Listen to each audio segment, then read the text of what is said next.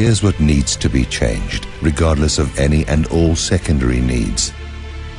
The construct of central banks, Federal Reserves, must end, and laws made against their return.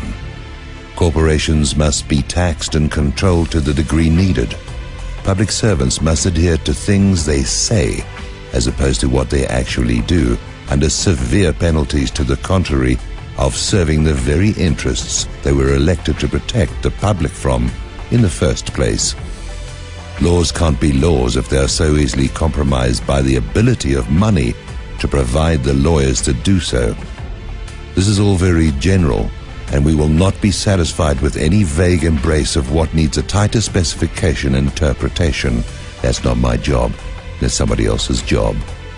The people that be are working behind the scenes to instigate what is inevitable because of their general policies of governing.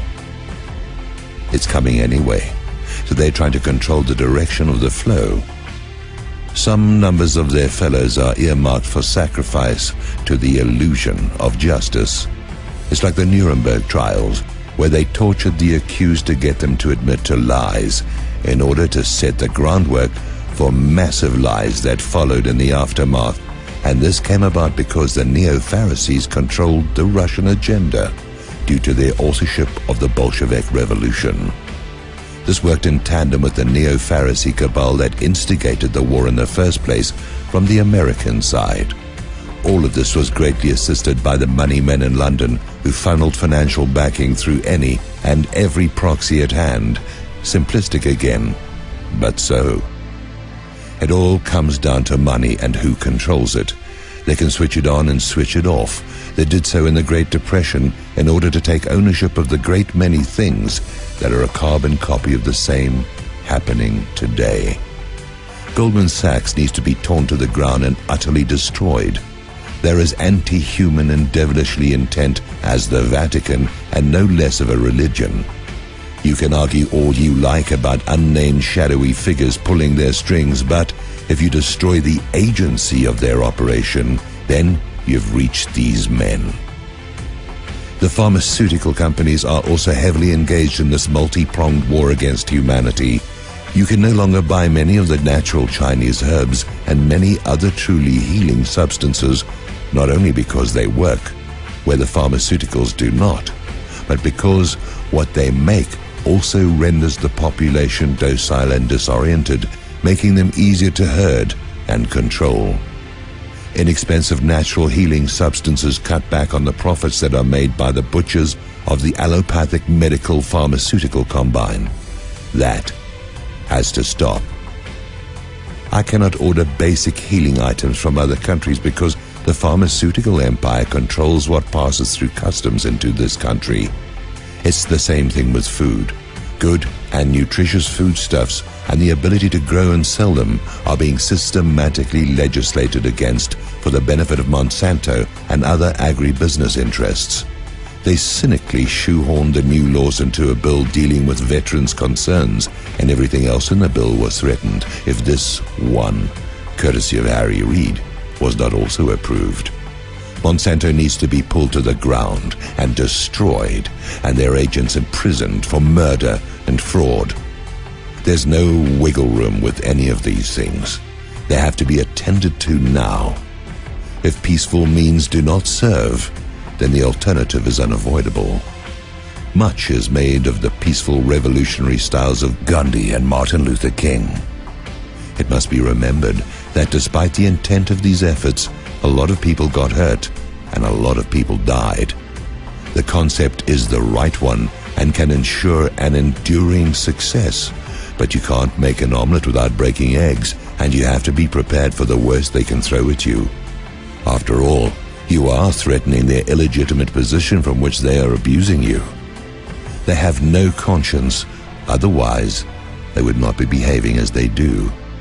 The Constitution was designed by people who understand the things it was created to defend against, but the authors warned repeatedly that it would not be long before revolutions would be required to reaffirm what these principles defined.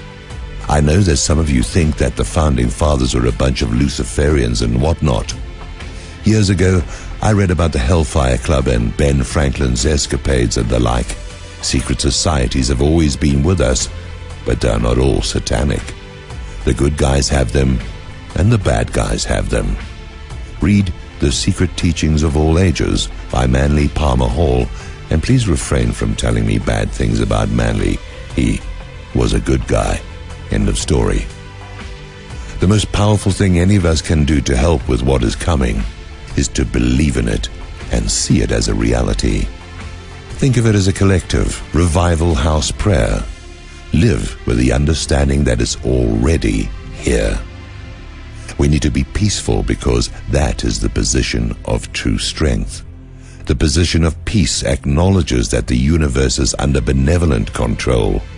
However, our position has little effect except as a good example and as an assurance of our continuing good karma. Cosmic forces, including Mother Nature, have their own agenda to make double damn sure that the predators who have inflicted such misery upon us get their due reward. This means powerfully destructive agencies coming to bear against their designs and machinations. It may be hard viewing, but so has been the viewing of all their heinous efforts to this point. In the process of these changes, Israel and the empires she has corrupted are going to be destroyed. That's just how it is. That is not the true Israel. The real Israelites and their existence has been permitted to show the nature of their behavior. This is not even the real world. The real world is going to appear out of the ashes of the destruction of the false world, just as our real selves are going to be revealed to us through the vision of our real eyes as the veils slip away from them. For some of us, these veils will slip away or be burned to nothing by the power of our efforts to awaken. In other cases, these veils will be ripped away, but going they are.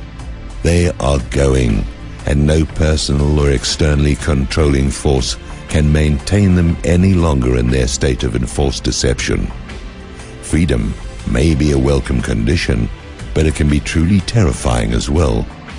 It's like standing on the edge of a cliff and not knowing from 1 minute to the next whether you can restrain yourself from jumping against your will.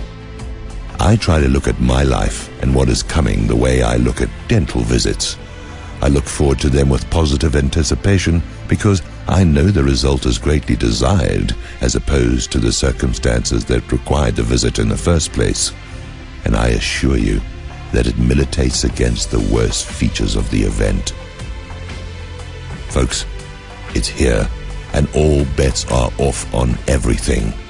Don't let the primary or initial appearance of conditions and events determine what you should believe about what is and what is happening. If you want to know the meaning of what is happening outside yourself, look inside yourself, because that's where the answers are. Just as major changes are taking place in the surrounding world, major changes are taking place within you, and you can amplify and accelerate this to the degree that you can cooperate with and seek after the force responsible. To get an idea of how transformative this is all going to be and how rare the opportunities are, keep in mind that this is not just the turning of an age, but the turning of a complete cycle as well.